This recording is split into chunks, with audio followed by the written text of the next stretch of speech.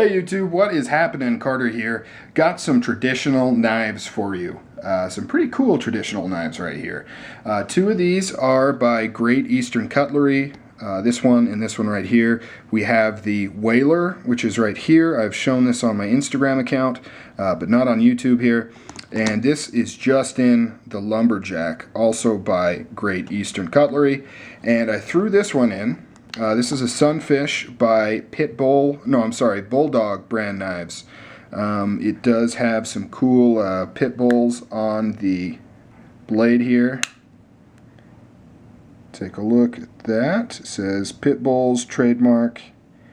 I don't condone pit bull fighting, guys. I have a pit bull. I love him very much. I would never want to see him fight, but at the same time, there is just something, I don't know, cool, charming about this old style, and this is how pit bulls started. They started fighting, so it is part of the history.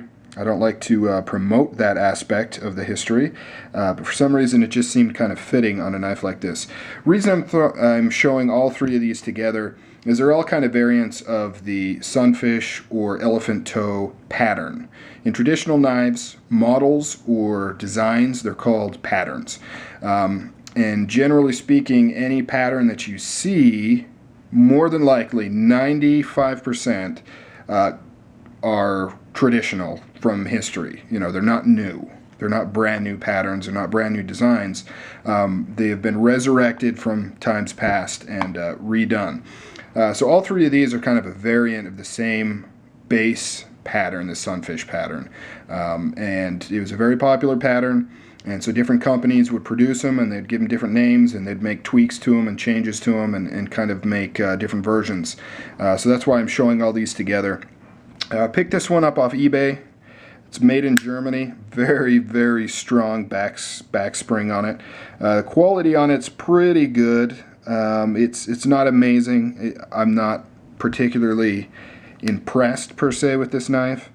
But I just kind of picked it up because of the pit bull aspect.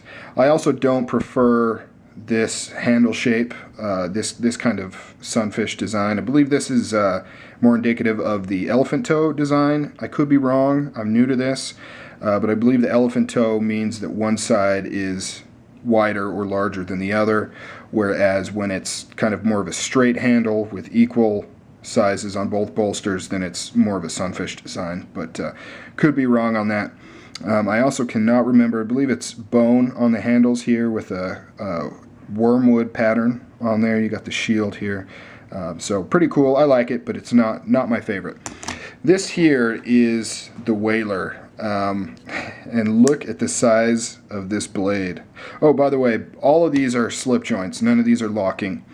You can see how giant that blade is right there. This is made by Great Estern Cutlery. It's their, I know I'm not going to pronounce this right, Tidioute? Sorry guys, I know, it's terrible. But this is one of their lines that they produce, one of the three lines they produce. It's named after a city in Pennsylvania, I believe, called Tidioute. Like I said, I apologize. 1095, high carbon steel. You can see how wide that blade is right there. Nice and thick. Very nice bone jig handle right there. You can see the shield.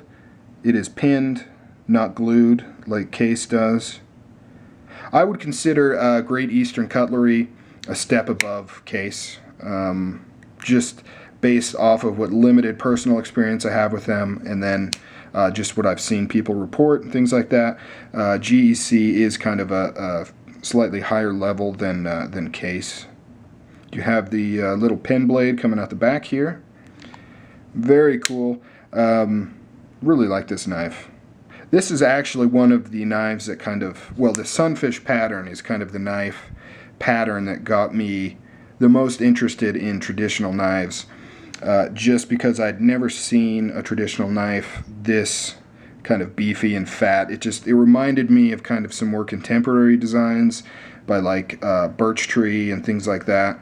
And it really kind of got me interested in getting into traditional knives, which I have then kind of pushed even farther into different patterns and styles and things.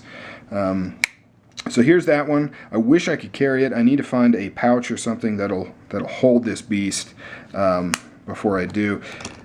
Here is the lumberjack. All these GECs come in this really cool tube container, and then you have the specifics of your knife on the top here. You can see this one is in frontier bone. It's got the actual lumberjack on the front here. Most of these containers are all the same. They just have the, whether you're getting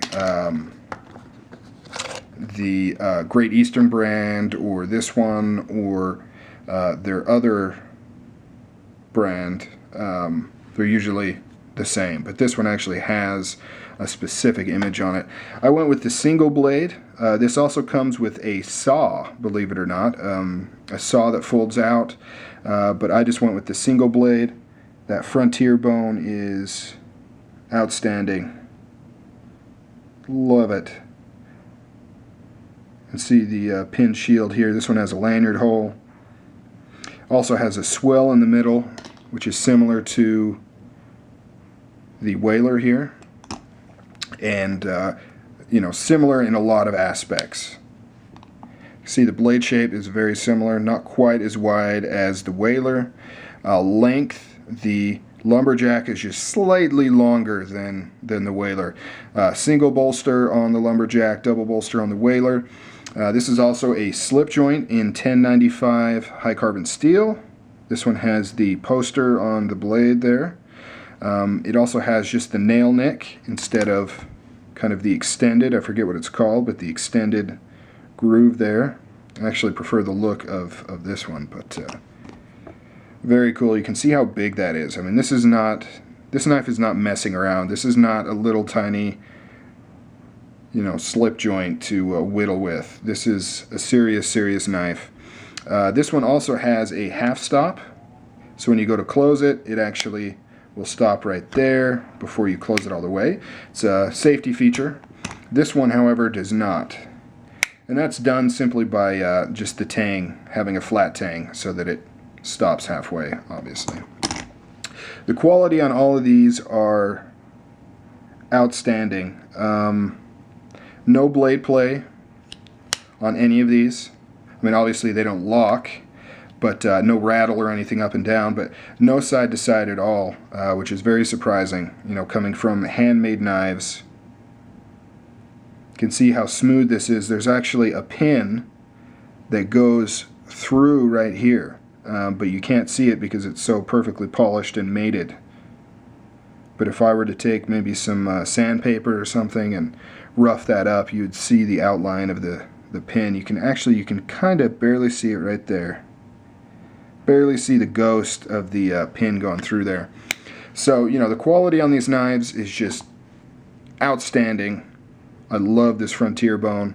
I definitely recommend getting that handle material from GEC, as you can see there. And then this is classic jig bone right there. So very cool knives, guys. I don't think I'm going to be doing a patina on these. I don't know. I may change my mind. Maybe I'll do a patina on this one. Actually, now that I think about it, would look pretty nice. If I do, I'll definitely do a video on doing a patina. Alright guys, take it easy. I'm out of here.